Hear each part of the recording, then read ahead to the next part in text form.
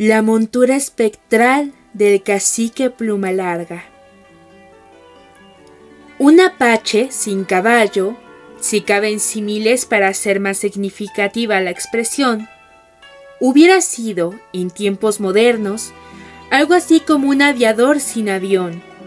como un buzo sin escafandra o un astrónomo sin telescopio, algo sin su debido complemento, un engranaje sin otro, inútil y perdido entre las cosas. A pesar de que durante generaciones y generaciones, el pueblo apache ignoró la existencia de los equinos y solo tuvo conocimiento deslumbrante de ella hasta que los españoles y los ingleses trajeron al nuevo continente desde el suyo estos importantísimos animales, que por cierto los auxiliaron muy valiosa y eficazmente en el logro de la conquista, dado que les servían como instrumentos de trabajo, como vivas máquinas guerreras y como mágica significación disolvente de la moral indígena. Los apaches, insistimos, de cuya vida anterior nadie nos ha hablado, encontraron en los mismos caballos el complementario valor a su existencia y se adhirieron a él enteramente, y en forma tal que, como antes se dijo, resulta ya muy difícil y hasta cierto punto arbitrario dividir, al hablar de ellos, la noción unitaria que en el caso tenemos todos de jinete y cabalgadura.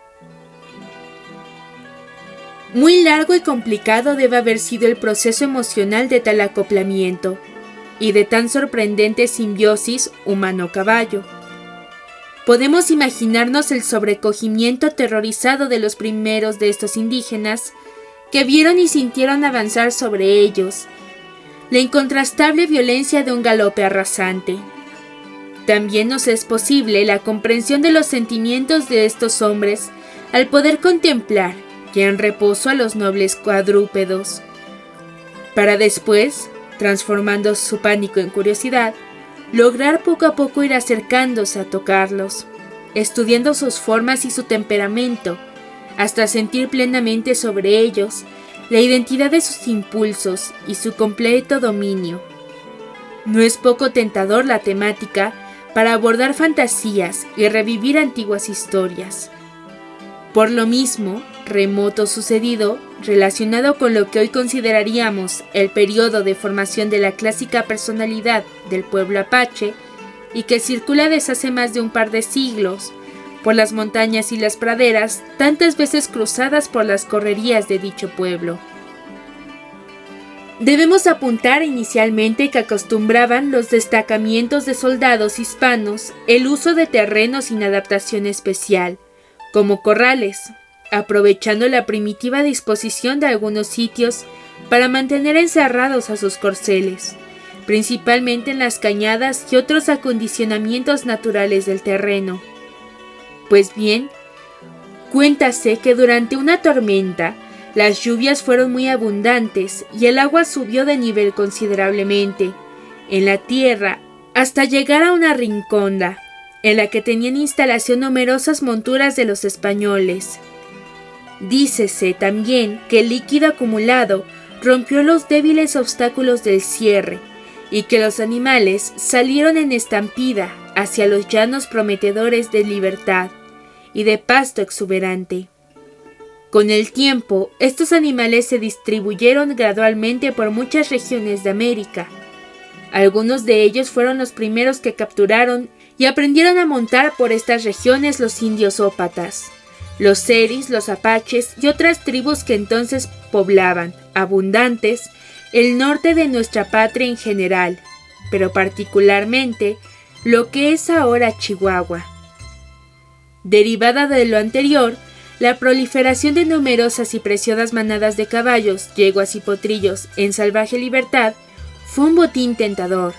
errante y esquivo, para muchos ambiciosos blancos y mestizos, que, dados a los más violentos giros de la aventura, investigaban empeñosamente los comederos de estos valiosos animales. Los perseguían, ya localizado su rastro, por semanas y aún por meses, Les daban caza mediante varios ingeniosos medios y los domaban con sobrehumana energía para vender finalmente a casi su peso en oro. La mayor parte de los que capturaban, reservándose otros para servicio y cría. Tales manadas encendieron también la codicia de los apaches, solo que con otras derivaciones sentimentales.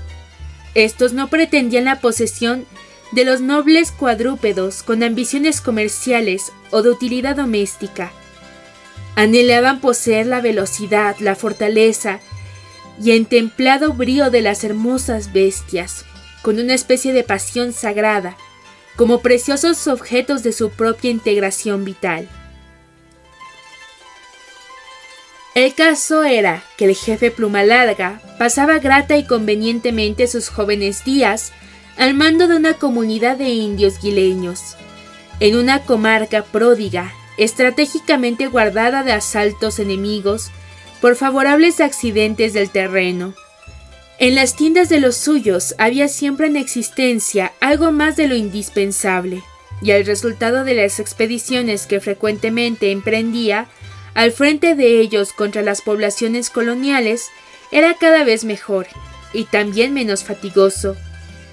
Como redondeamiento de su buena fortuna, el cacique disfrutaba además la propiedad de 3 mujeres tiernas de edad, agraciadas, laboriosas y bien avenidas, de diversos y numerosos tocados de pluma, de finas y muy escasas armas y de rimeros de pieles finísimas, de grandes recipientes de grano y abundante tabaco aromado y adormecedor. En general y detalladamente, la vida del gran guerrero se encontraba, pues, hasta donde es posible a salvo del infortunio. Empero, su destino le reservaba un acervo de penas tan señaladas y abundantes como los bienes que le había concedido, y el vibrante relincho de un caballo fue la señal que desató en su contra las furias y las penas, antes desconocidas por su cabal ventura. Vagaba un día cualquiera por altos terrenos de la serranía, solitario y despreocupado. El cacique apache, cuando escuchó algo, como una fina clarinada estremecedora de acento animal, coreada enseguida por un rápido tamborileo de cascos sobre la tierra. De tal modo, alertado, pudo descubrir casi al instante en una cercana explanada inferior una numerosa manada a caballar, guiada por un inmenso garañón negro, que al recibir los rayos del sol en la piel, brillaba con esplendores de obsidiana pulida. Su cuello era vigoroso, a la vez que flexible, y lo adornaba espléndida una crin en inquietud de oleaje. El fino trazo de su cabeza, la humedad iluminada de los ojos y el juego acerado de los remos completaban las condiciones singulares de su tentadora existencia. Sujeto de absorbente fascinación, Pluma Larga veía al garañón devorándolo con la mirada.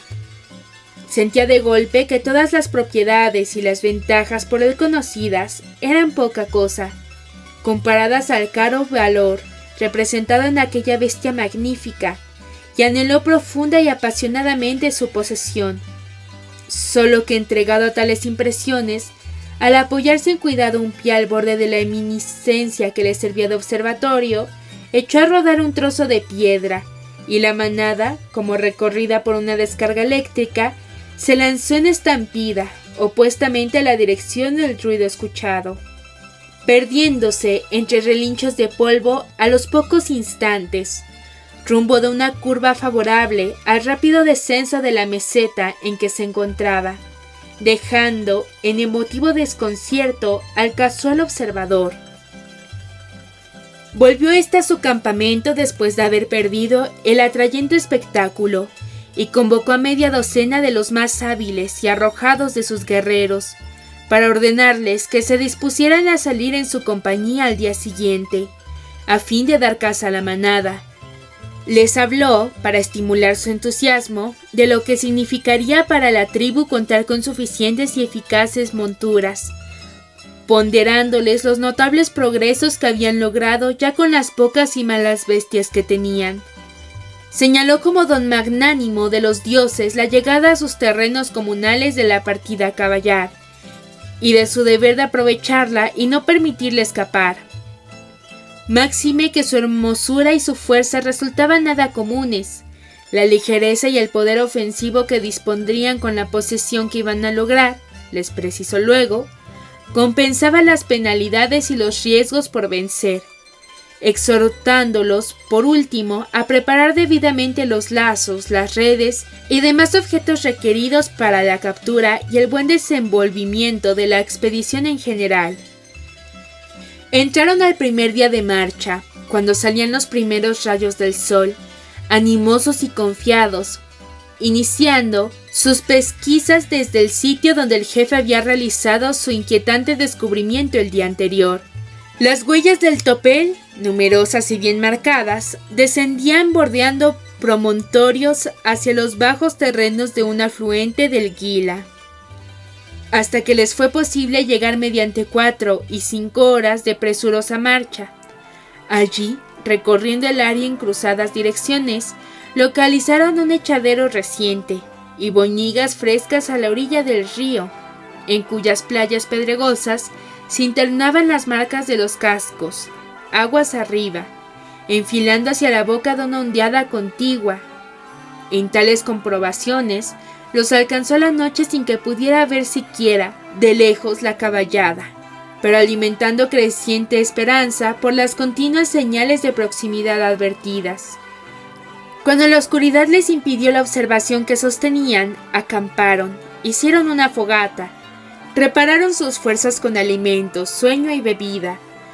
y a las primeras luces del alba siguiente reanudaron la ilusionada persecución. Y fuera de menudas variantes, ese día y muchos posteriores fueron parecidos en los fatigosos y estériles para la pretensión de los apaches. Cuando llegaron 2 semanas después, tras enormes tropiezos, a la vista de la manada, sus penalidades no alcanzaron término, sino que aumentaron y tuvieron mayores complicaciones, pues a las caminatas y a los rastreos se sucedieron las corretizas y el trabajo de armazón de las trampas, que si por una parte les ocasionaban fatigas más rudas y prolongadas, por otra avivaron sus apetitos de posesión con el tentador acercamiento de las piezas perseguidas. Una vez por pequeños detalles imprevistos no pudieron llevar a cabo la captura de algunos animales, a pesar de que ya los tenían casi acorralados y con los lazos encima. En otra ocasión escaparon las bestias, destrozándoles una red. Una yegua que habían sujetado se quebró 2 patas también, al intentar un salto de escape. Fuera de estos, varios tajines. Los demás días, sin embargo, eran de aburrido acecho y pasaron muchos del límite de tiempo inicialmente previsto para el término de la cacería. El joven jefe Pluma Larga aparentaba indiferencia o fastidio frente a las manifestaciones de malestar de 2 o 3 de sus guerreros, que estaban ya impacientes por volver con los suyos. Tampoco dio importancia a noticias alarmantes llegadas del poblado a través de los proveedores que los visitaban periódicamente, sobre desavenencias entre las familias, sobre enfermedades y escasez de grano, y rechazó la invitación que le hicieron los mezcaleros por medio de un enviado especial para saltar en complicidad una diligencia que pasaría al poco tiempo por las inmediaciones con un muy rico cargamento. Cuando uno de los indios se quebró una pierna y otro fue víctima de altas fiebres por la infección de una herida, descuidada por leve, el otrora aventuroso gobernante guileño, a quien se le había cargado por otra parte incomodidades y molestias de toda suerte, perdió la solemne compostura señorial que siempre guardaba, sumiéndose en una pesada postración, entorpecedora hasta de las palabras y los movimientos más necesarios y fáciles. Los otros 4 apaches afectados por tanta contrariedad se atrevieron a solicitar tímidamente a Pluma Larga el retorno al poblado para recuperarse, allá, de tanta penalidad y volver con renovados bríos. Mas el arrogante guerrero no se dignó a contestar. Desviando su mirada de los indecisos peticionarios, la lanzó hacia el cielo, donde arrastraba hondamente con lentos giros su vuelo un águila lejana. La observación del ave llevó su vista al sol, perdiéndola luego en penoso deslumbramiento, lo que el jefe tomó como un augurio, cuyo sentido no pudo precisar de pronto, ni después, absorto en confusas y angustiadas reflexiones. Lo vino a sacar de su negativo retraimiento durante la siguiente mañana la alborozada noticia que le llevó un guerrero, de que a pocos cientos de metros se encontraba la manada del garañón azabache, pastando tranquilamente en un altozano, donde las condiciones se presentaban espléndidas para capturar parte de los animales, pues el fondo del terreno estaba cortado por una barranca. Reanimado como por obra de magia, Pluma Larga interrogó largamente al descubridor, investigando más amplios pormenores. Enseguida, tras de instalar lo mejor que pudo a los enfermos, se dirigió con los otros hombres al comedero caballar encontrado, promoviendo gran escándalo y gritería, según la costumbre característica de la gente apache. Dentro de tal clamor, iniciaron al poco rato la batida, encontrando a los caballos desprevenidos, lo que acrecentó la ventaja de poder espantarlos en dirección al tajo que cortaba en roca viva el terreno, para lograr que, temerosas del abismo, las bestias se detuvieran con indecisión y procuraran retroceder, cayendo en las artimañas preparadas en su contra, y de las que no podrían escapar algunos de ellos. El bello y tenebroso garañón, destacado entre su agitada grey, tanto por el porte como por el poderío y la gracia de sus movimientos, no actuó sin embargo conforme a lo previsto. Se dirigió al borde del tajo, se detuvo encarando nerviosamente el cuello, alzado sobre sus patas traseras, en su cabal grandiosidad, y emitió un agudo relincho vibrante al tiempo que daba un gran salto al vacío. Desapareció de la vista de todos, despeñado al perecer entre las herbosas paredes de la barranca. Los apaches contemplaron desconcertados el hecho, pero reaccionaron enseguida para proceder a la captura de algunas piezas del rebaño, que sin animarse a seguir a su guía, quedaron momentáneamente inmovilizadas. En cambio, Pluma Larga, afectado como ninguno por el impresionante comportamiento del garañón azabache, no pudo ni siquiera auxiliar con gritos a los suyos en la agitada empresa de la cacería, que rindió como fruto de tanto afán 3 yeguas y 5 potrillos, muy semejantes en estampa del inestimable corcel desaparecido. Cuando después de improvisar un corral para el cautiverio de las bestias, los apaches pudieron descansar y prepararse algún refrigerio, la noche se adelantó, con los muy negros amagos de una tormenta, que no tardó en desatarse torrencial con truenos estremecedores y vivísimos relámpagos.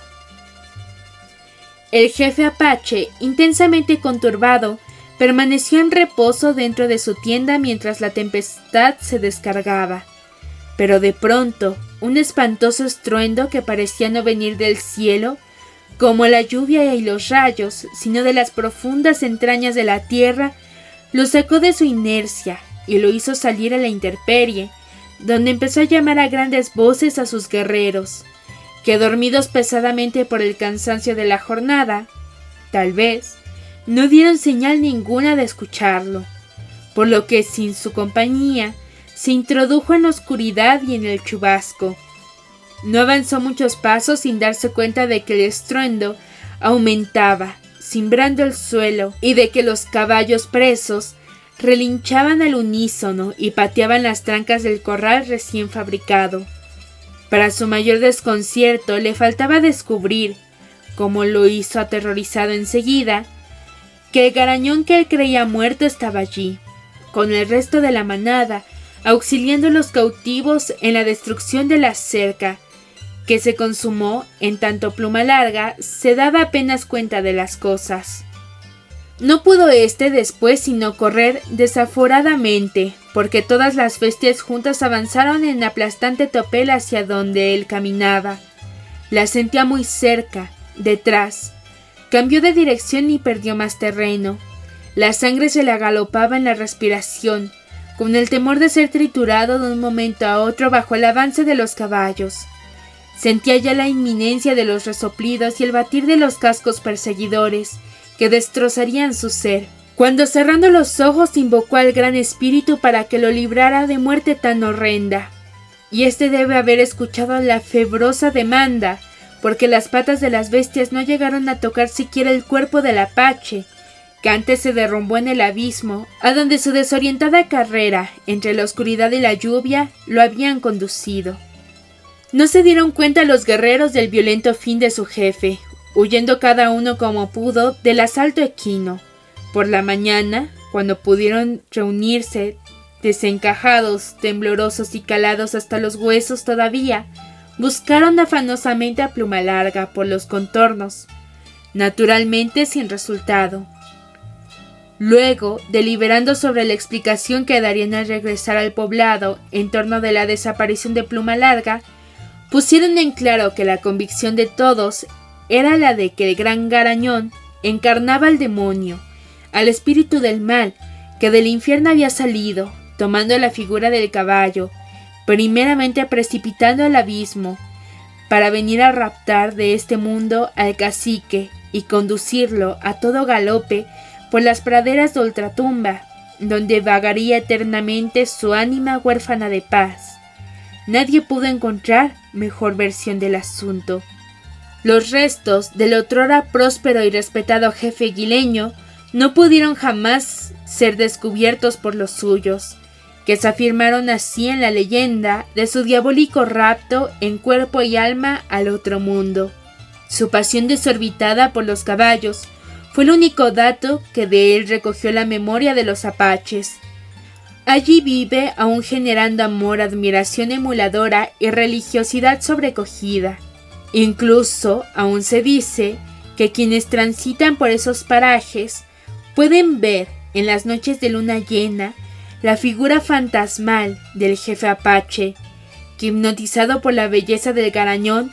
le busca, ya no para hacerlo su posesión, sino para disculparse por su ceguera, que a ambos los llevó a la muerte.